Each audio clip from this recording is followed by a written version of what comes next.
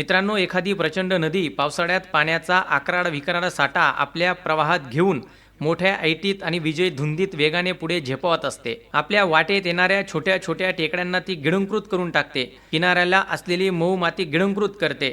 आजूबाजूला असलेली झाडे, प्राणी, पाषाण या सगळ्यांना आपल्या प्रवाहात सामावून घेते. ज्यांना ज्यांना आपल्या पोटात घेतलं त्या सगळ्यांना आपल्या रंगात रंगवून टाकते.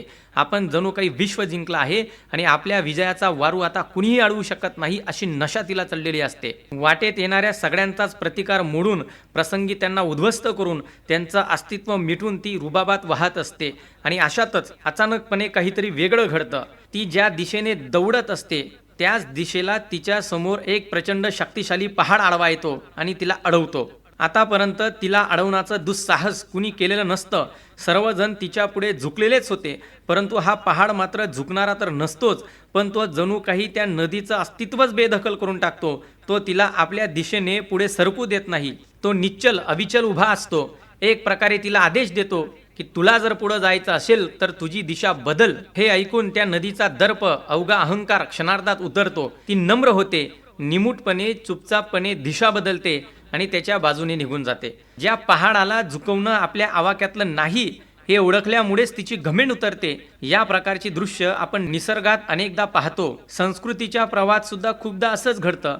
अन्यायाचा, शोषणाचा, विषमतेचा एखादा प्रवाह आपल्याच धुंदीत सर्वांना जणू काही आपल्या टाचेखाली घेत धावत असतो. आणि अशा वेळी एखादा युगप्रवर्तक महामानव पहाडासारखा त्या प्रवाहाच्या समोर उभा राहतो आणि त्या प्रवाहाला आपली दिशा बदलायला लावतो. प्राचीन आणि मध्ययुगीन इतिहास बाजूला ठेवला तर आपल्याला असा पहाड भेटतो, तो डॉक्टर बाबासाहेब आंबेडकरांच्या रूपानं. मित्रांनो, डॉक्टर बाबासाहेब आंबेडकर हे सुसंस्कृत महापुरुष होते. आयुष्यभर या बंडखोराने या देशातील अमानुष शक्तींशी झुंज दिली.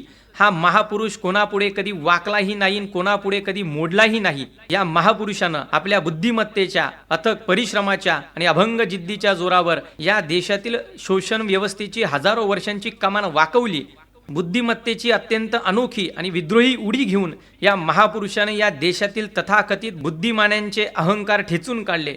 या देशाची दिशा या महापुरुषानं बदलली. क्रांतीच्या अचूक वाटेवर त्यांनी या देशाला आणून उभं केलं आहे. न्यायमूर्ती रानडे यांच्या उदारमतवादाचं विवेचन करत असताना डॉक्टर बाबासाहेब आंबेडकरांनी इतिहास घडतो कसा याचं मूलगामी विवेचन केलं आहे. इतिहास कसा घडतो, तो कोणाकडून घडत असतो, कोणत्या शक्ती प्रवाहांचा त्यावर प्रभाव पडतो, या प्रश्नाचं उत्तर शोधण्याच्या प्रयत्नातनं काही उपपत्ती पुढे आल्यात. कुणी म्हटलं की इतिहासाचा पट परमेश्वराच्या योजनेने उलगडत जातो. कुणी असा निर्वाळा दिला की भौगोलिक आणि नैसर्गिक शक्तींच्या अंतर्क्रियेतनं तो आकाराला येतो. कार्ल मार्क्स यांच्यासारखे विचारवंत सांगून गेलेत की परस्पर आर्थिक हितसंबंधांच्या संघर्षातनं इतिहासाचं प्रकटीकरण घडतं. स्वामी विवेकानंद असं म्हणत असे की जगाचा इतिहास म्हणजे महापुरुषांची चरित्र मालिका होय. डॉक्टर बाबासाहेब आंबेडकरांनी अशी अभ्यासपूर्वक ग्वाही दिली की इतिहासाच्या जळणघडणीत माणसाच्या शक्तीचा, बुद्धीचा आणि कर्तृत्वाचा मोठा वाटा आहे. इतिहास बदलता येतो, घडवता येतो आणि तो बदलण्याचा क्षण जवळ आला आहे. या बदलासाठी सचोटीची आणि बुद्धिमान माणसं पाहिजे आहेत.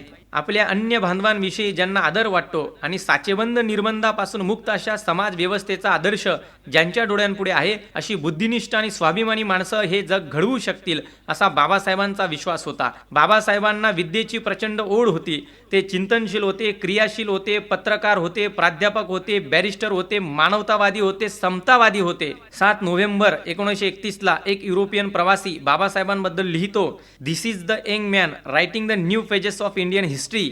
त्याच काळातला बंगालचा गव्हर्नर ऑस्ट्रेलियन असं म्हणतो, बाबासाहेब बुद्धिमत्तेचा झरा आहेत. मित्रांनो, बाबासाहेबांचं सुरुवातीचं जीवन म्हणजे संघर्ष, अपमान, अहवेलना व हाल अपेष्टा यांची मालिकाच होय.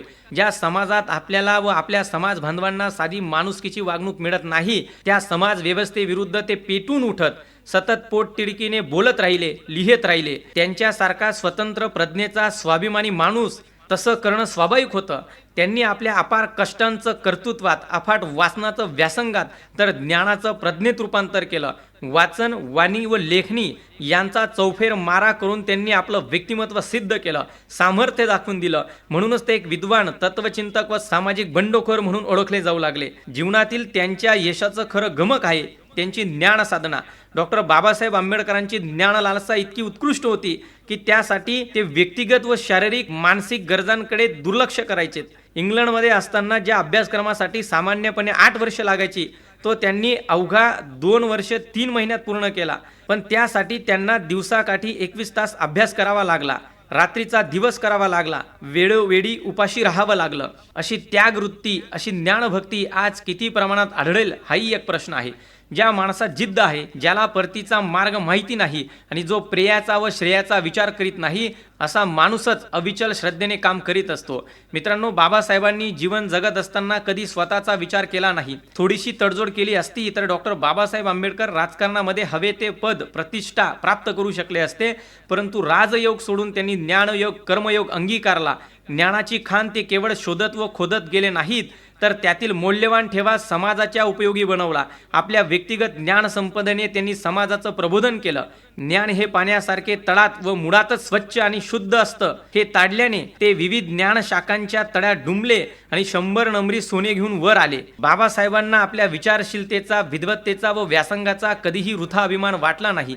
आपल्या वैचारिक जडणघडणीचे विश्लेषण करताना 1954ला मुंबई येथे केलेल्या भाषणात त्यांनी प्रांजळपणे व नम्रपणे सांगून टाकले की बुद्ध, कबीर व महात्मा फुले हे आपले 3 गुरु, तर विद्या, स्वाभिमान व शील ही आपली 3 उपास्य दैवत आहेत. मित्रांनो, Abraham Lincoln, Booker T Washington, Thoreau आणि इमर्सन यांच्या भूमीतील वैभवसन्य आणि अद्ययावत साधनांनी सुसज्ज असलेल्या विद्यापीठात अभ्यास करून स्वतःच्या बुद्धिमत्तेने बाबासाहेब चमकले. अमेरिकेतील वास्तव्यात असताना त्यांना विलक्षण अनुभवांनी भरून टाकलं. लिहिण्याचं, बोलण्याचं व कुठेही हिंडण्याचं पूर्ण स्वातंत्र्य त्या ठिकाणी होतं. अस्पृश्य म्हणून कोणीही हेटांनी करत नव्हतं. विद्यापीठाच्या ग्रंथालयातनं पुस्तकं आणून मनसोक्तपणाने ते वाचन करीत त्यांची चित्तवृत्ती विचलित होण्याऐवजी त्यांची कर्तव्यबुद्धी अधिकाधिक जागृत होत गेली. अज्ञानाच्या अंधकारात बुडालेली बांधवांची आठवण त्यांना नेहमी बैचन करीत असे. आपल्या बांधवांनी मुलांना विद्यासंपन्न करावं असा बाबासाहेबांचा अट्टाहास होता. या अट्टाहासातूनच बाबासाहेबांनी एक आदर्श शिक्षण संस्था स्थापन केली. औरंगाबादचा मिलिंद परिसर आणि नागसेन बन, मुंबईचं सिद्धार्थ महाविद्यालय या बाबासाहेब आंबेडकरांच्या शैक्षणिक कर्तृत्वाच्या पताका आहेत. 1920 साली नागपूरच्या एका परिषदेत छत्रपती शाहू महाराजांनी बाबासाहेबांना दलितांचे सर्वेसर्वा आणि बहुजनांचा नेता म्हणून घोषित केलं. 1924 साली बाबासाहेबांनी बहिष्कृत हितकर्णी सभेची स्थापना केली. बहिष्कृत वर्गात शिक्षण प्रसार होण्यासाठी वसतिगृह उघडणं, मुलांना अभ्यासासाठी व वाचनासाठी ग्रंथालये, वाचनालये सुरू करणं, अभ्यासवर्ग, सामाजिक केंद्राची व्यवस्था करणं, औद्योगिक व शेतकी शाळा काढून मागासवर्गीयांची आर्थिक स्थिती सुधारण्याचा प्रयत्न करणं, या वर्गाची आर्थिक हलाखीची तसेच यातनांची जाणीव राज्यकर्त्यांना करून देणं अशी या सभेची उद्दिष्ट होती. शिका, संघटित व्हा आणि संघर्ष करा हे या सभेचं बोधवाक्य होतं. सामाजिक चळवळीशिवाय अस्पृश्यता निवारण होणार नाही याची जाणीव बाबासाहेबांना होती. सिडनीहॅम कॉलेजमध्ये प्राध्यापक असताना त्यांची लोकप्रियता इतकी वाढली की इतर महाविद्यालयातील विद्यार्थी त्यांची परवानगी मिळवून त्यांच्या व्याख्यानास उपस्थित राहत. उदरनिर्वाहाचं एक साधन म्हणून त्यांनी वकिली करण्याचं ठरवलं, पण याचबरोबर दुःखितांच्या उद्धारासाठीही आपलं जीवन व्यतीत करण्याचं त्यांनी ठरवलं. बाबासाहेबांनी तरुणांना जो उपदेश केला तो अत्यंत महत्त्वाचा आहे. ते म्हणतात की तरुणांनी कष्टावर जगावं, स्वतःच्या बुद्धीवर विश्वास ठेवून तिचा उपयोग करावा. निसर्गाने कोणालाही दास म्हणून जन्माला घातलेलं नाही. आपल्या भाग्याचे ते स्वतंत्र शिल्पकार आहेत. तुमच्या ध्येयावर तुमची अढळ श्रद्धा असली पाहिजे. ज्या समाजात आपण जन्माला आलो त्या समाजाबाबत आपलं काही कर्तव्य आहे आणि अशी ज्यांना जाणीव झालेली आहे ते धन्य आहेत. ते आपलं तन, मन, धन समाजासाठी अर्पण करतात, ते धन्य होतात. बाबासाहेबांनी स्वतंत्र लोकशाहीमध्ये भारताच्या निर्मितीमध्ये महत्त्वाचा भाग घेतला. सदैव देशाच्या प्रगतीची चिंता केली. देशाची संबंधित असलेल्या प्रत्येक प्रश्नाचा सूक्ष्म अभ्यास करण्याचा आदर्श घालून दिला. शील आणि संवर्धनाला त्यांनी आपल्या आयुष्यात मोठं महत्त्व दिलं. पुढाऱ्यांचे, नेत्यांचं जीवन निष्कलंक असावं. नैतिकदृष्ट्या अधपतन झालेल्या व्यक्तीला देशाला मार्गदर्शन करता येत नाही असं त्यांचं स्पष्ट मत होतं. म्हणून राजकारणामध्ये शिकलेल्या आणि चांगल्या लोकांनी सहभाग घ्यावा असं सुद्धा बाबासाहेबांचं मत होतं. परंतु आज शिकले सवरलेले लोक म्हणतात की आम्हाला राजकीय लोक आवडत नाही, राजकारण आवडत नाही, आम्ही त्यापासून दूरच राहणं पसंत करतो असं ते सांगतात. परंतु एक गोष्ट आपण लक्षात घेतली पाहिजे, तुम्ही कोणते कपडे घालावेत, कोणत्या रंगाचे कपडे घालावेत हे सरकार ठरवतं. तुम्ही कोणते सिनेमे बघावेत, त्यात काय असावं हे सरकार ठरवतं. सरकार जे निर्णय घेतं त्यांनी तुमचं संपूर्ण जीवन नियंत्रित होतं. तुमच्या जीवनाची दिशा ठरते। तुमचा रोजगार, तुमचं शिक्षण, तुमच्या लेकराबाळांची शाळा, डाळीचे भाव, मासळीचे दर, मिठा पिठाची किंमत, जोड्यांची किंमत सर्व काही सरकार ठरवतं। तरीही तुम्हाला राजकारणात रस नसेल तर ब्रेक्ट नावाचा विचारवंत सांगतो की असे लोक सगळ्यात भयंकर निरक्षर आहेत, ज्यांना राजकारणाचा तिटकारा असल्याचा जो भंपक अभिमान असतो, त्यामुळे लबाड ढोंगी राजकारणी तुमच्यावर राज्य करतात। प्रत्येक माणूस राजकीय दृष्ट्या सजग असेल, मत व्यक्त करत असेल तर तुमच्या जीवनाचे निर्णय घेताना सरकारला तितक्याच गांभीर्याने विचार करावा लागेल। त्यामुळे राजकारणात आम्हाला रस नाही, राजकारणाचा आम्हाला तिटकारा आहे असं म्हणणं ही अभिमानाची बाब नसून लाजिरवाणी बाब आहे। मित्रांनो, डॉक्टर बाबासाहेब आंबेडकर नेहमी म्हणत, स्वातंत्र्य, समता व बंधुत्वावर आधारलेला समाज हाच माझा आदर्श आहे। बाबासाहेबांनी वेळोवेळी जे विचार व्यक्त केलेत ते अतिशय मौलिक आहेत। या विचारांवर प्रत्येकाने चिंतन केलंच पाहिजे। मित्रांनो, राजकारणात माणसांना जोडत जाणं आणि त्यांना संघटनेत टिकून ठेवणं अत्यंत आवश्यक असतं। यालाच आपण भरती करणं असं म्हणतो। बाबासाहेबांच्या व्यक्तिमत्वात लोकांना आकर्षित करण्याची जादू होती। देशातील विविध जाती पंथाच्या आणि विविध प्रदेशातील लोकांना ते जोडत असत। संविधान सभेवर ते प्रथमतः बंगालमधून निवडून आले। उत्तरेच्या लोकांना तेवढेच ते प्रिय होते जेवढे ते दक्षिणेतील लोकांना प्रिय होते। बाबासाहेबांचं नेतृत्व हे खऱ्या अर्थानं राष्ट्रव्यापी होतं। बाबासाहेबांनी राजकारणात अध्ययनाला आणि चिकित्सक विश्लेषणाला अत्यंत महत्त्व दिलेलं आहे। त्यांनी लिहिलेल्या ग्रंथांची शीर्षकं पाहिली तर आपल्या लक्षात येईल की त्यांनी देशासमोरील तत्कालीन समस्यांचा अभ्यास करून त्यावर उपाय सुचवण्याचा प्रयत्न केला। त्यांनी जातीयता, अस्पृश्यता नष्ट करण्याचा मार्ग सुचवला। संघात्मक किंवा एकात्मक राज्य पद्धतीवर आपले विचार मांडलेत। भाषावार प्रांतरचनेसंबंधी विचार मांडलेत। राज्य समाजवादाचा विचार मांडला। देशासमोर जे जे महत्त्वाचे प्रश्न असतील त्यावर त्यांनी अभ्यासपूर्वक मत मांडलं।